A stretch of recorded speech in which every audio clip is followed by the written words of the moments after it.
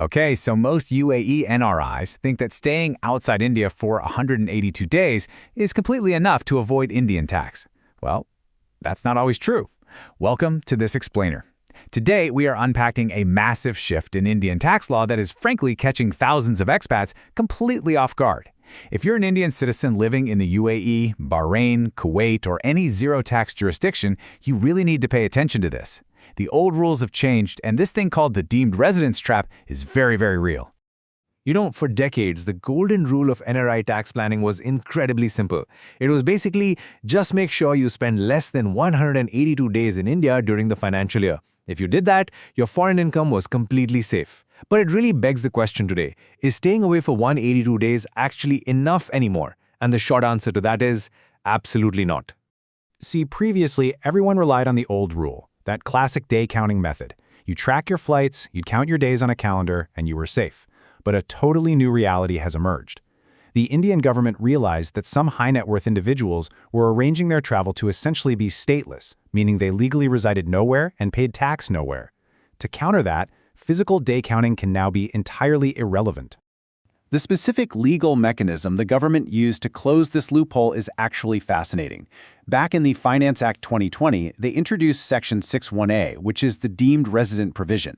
This rule essentially allows the Indian government to claim tax jurisdiction over you based purely on your citizenship and your economic ties to India. And get this, they can do this even if you don't spend a single day in the country during the entire year.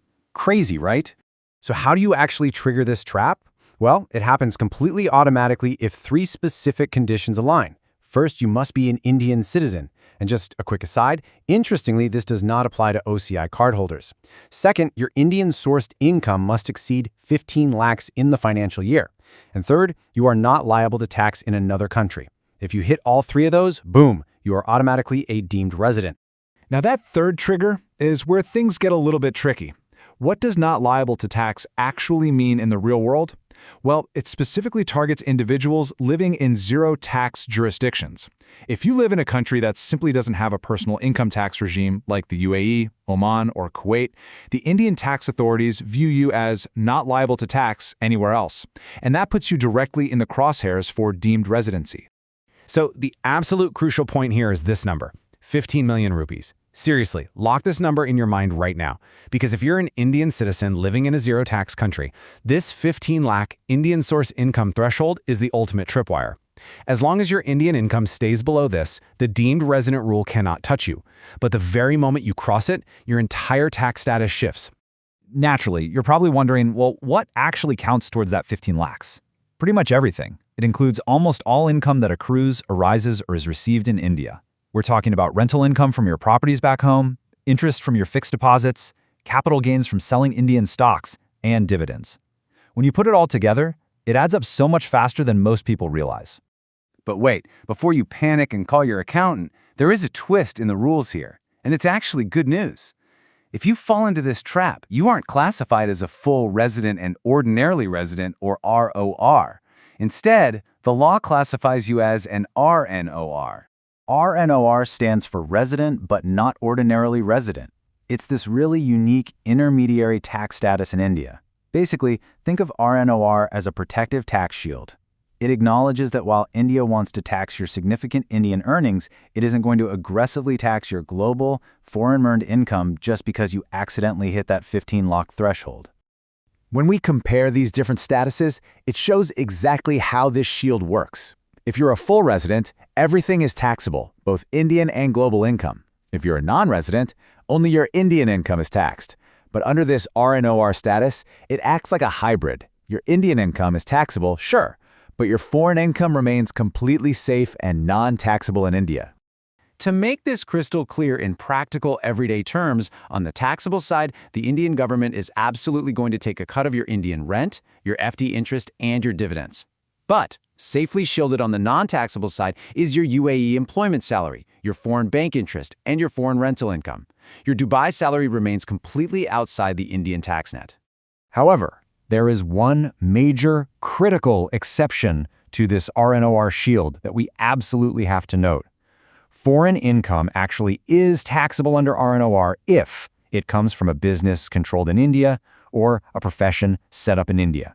So if the head and brain of your Dubai-based business is actually directing operations from, say, Mumbai or Delhi, that business income loses its protection entirely and becomes fully taxable. To see how this all plays out in the real world, let's look at a quick case study. Meet Arjun. Arjun is an Indian citizen who lives and works full-time in Dubai. We're going to trace his Dubai salary, his Indian income, and figure out his exact final tax result under these tricky new deemed residency rules. First off, Arjun earns a pretty fantastic Dubai salary, equivalent to 80,000 rupees. Because he lives in the UAE, a zero-tax jurisdiction, he pays zero personal income tax on this amount over there. And under normal circumstances, he'd expect this to be entirely safe from Indian taxation as well, right? But here is the catch. Arjun has been heavily investing back home. He earns 17 lakh rupees from Indian FD interest, stock dividends, and rental income from an apartment he owns in Bangalore. Without even realizing it, he has fatally crossed that 15 lakh rupiah Indian source income threshold. So, what's the final result for him? Well, because Arjun is an Indian citizen, living in a zero-tax country with Indian income over 15 lakhs, he is instantly a deemed resident. His status automatically shifts to RNOR. The Indian government taxes the 17 lakhs he made in India, but, and this is the huge relief here, his 80 lakh Dubai salary remains 100% safe and untouched. Now, there is a really interesting modern complication to all of this. The UAE recently introduced corporate tax. So you might be wondering, what if you were a business owner paying corporate tax in Dubai? Does that mean you are now officially liable to tax and suddenly escape the deemed resident trap? Well, it's highly complex. While your business might be liable to tax, your personal income still isn't, so you really need to tread carefully here. And this is exactly where your defensive tools come into play, the DTAA and the TRC. The Double Taxation Avoidance Agreement is a literal treaty between India and your resident country to prevent you from being taxed twice on the same money. To claim benefits under this treaty and officially prove your tax residency status, securing a tax residency certificate, or TRC, from a country like the UAE is absolutely essential. When we pull all of this information together, the absolute core lesson of this explainer is this. Tax residency is about way more than just counting days now. That old 182-day rule of thumb? It's essentially dead for high-earning expats in the Gulf. You can literally spend 0 days in India and still be pulled right into the tax net. So, if you take away just one single thing from our time together today, make it this. Monitor your 15 lakh rupees Indian income threshold.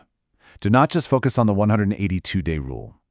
If you are living in the UAE, Bahrain, Kuwait, or any zero-tax jurisdiction, managing your Indian investments to stay below this specific tripwire is the absolute best, most proactive tax planning you can do. Which brings us to a final, pretty provocative question to leave you with. Are you accidentally a deemed resident right now? It might just be time to review your financial portfolio, calculate exactly what your Indian-sourced income is, and consult with a professional.